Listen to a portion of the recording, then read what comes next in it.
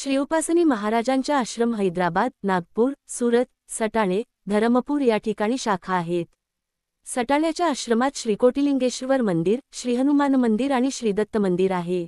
महाराजांच्या वडिलोपार्जित घरातील ज्या खोलीत त्यांचा जन्म झाला त्याच ठिकाणी 12 ज्योतिर्लिंगाची स्थापना करण्यात आली आहे. समाधी घेण्याच्या आदल्या दिवशीच महाराजांनी स्वहस्ते त्यांची स्थापना केली. ज्योतिर्लिंगे शुभ्र स्फटिकाची असून तळघरात आहेत. कोटिलिंगेश्वराच्या मंदिरावर श्रीहनुमान मंदिर आहे. श्रीमारुतीरायाने श्रीराम, लक्ष्मण आणि सीतामाई यांच्या मूर्ती स्कंधावर धारण केल्या आहेत. मंदिरात पूजा अर्चा व त्रिकाळ आरती चालते. तेथून थोड्याशा अंतरावर आराम नदीच्या काठी श्रीदत्त मंदिर वसलेले आहे. संतदेव मामलेदारांच्या स्मारकापासून जवळच महाराजांच्या आजोबांची समाधी असून त्या समाधीवरच दत्तमंदिराची उभारणी करण्यात आली आहे. 1929च्या सुमारास हे मंदिर बांधण्यात आले. दत्तात्रेयांची मूर्ती 3 मुखी आहे. मंदिरात नियमितपणे पूजा अर्चा व त्रिकाळ आरती होते. प्रतिवर्षी श्रीदत्त जयंतीचा उत्सव साजरा होतो. मंदिर परिसर अतिशय प्रसन्न आहे. जगावेगळ तीर्थक्षेत्र सटाणा मंदिर एक सरकारी अधिकाऱ्यांचे. शीर्षक वाचूनच तुम्हाला आता प्रश्न पडला असेल की जगावेगळ म्हणजे नक्की काय?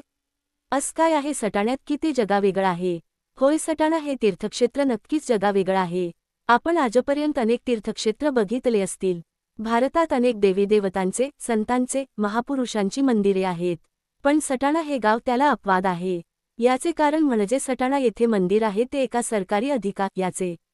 भूतलावर एखाद्या सरकारी अधिकाऱ्याचे मंदिर सटाण्याशिवाय कोठेही नाही हेच या गावाचे विशेष आहे. आजचे सरकारी अधिकारी किंवा सरकारी कार्यालयांबाबत सामान्य जनतेची काय भावना असते हे वेगळे सांगण्याची गरज नाही. पण त्या काळात सटाण्यात असे काही घडले की जनतेने एका शासकीय अधिकाऱ्याला देव व त्यांच्या तहसील कचेरीलाच मंदिर बनविले. ते काही एवढ्या सहजासहजी नाही. बागलांचा मागील इतिहास बघितला तर तो अतिशय रंजक आणि तेवढाच अंगावर काटे आणणारा आहे. त्या काळातले सटाणा आणि आजचे सटाणा यात जमीन आसमानाचा फरक आहे.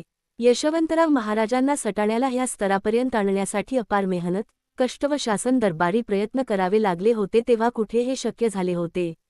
जर ते सटाण्यात मामलेदार म्हणून आलेच नसते तर आज देखील सटाणा हे दुर्लक्षित आदिवासी बाहुल भाग म्हणूनच राहिले असते. त्यांच्या योग्य नियोजनाने व दूरदृष्टीने सटाण्यासारख्या दुर्लक्षित भागाचे आज आपण नंदनवन झालेले बघतोय ही फक्त आणि फक्त देवमामलेदारांचीच कृपा आहे.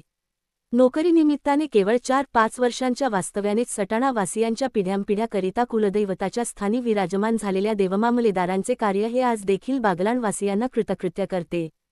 श्री यशवंत महादेव भोसेकर हे सटाण्याला येण्याआधी सिंदखेडा येथे मामलेदार पदावर कार्य करीत होते. इंग्रजांचा अत्याचार, त्यातच भयंकर दुष्काळ अशा परिस्थितीचा सामना करत जनता आपले जीवन जगत होती. पण यशवंतरावासारख्या संवेदनशील, मातृहृदयी मामलेदार ह्या सिंदखेड्यात असल्यामुळेच येथील जनता सुखकर जीवन जगत होती.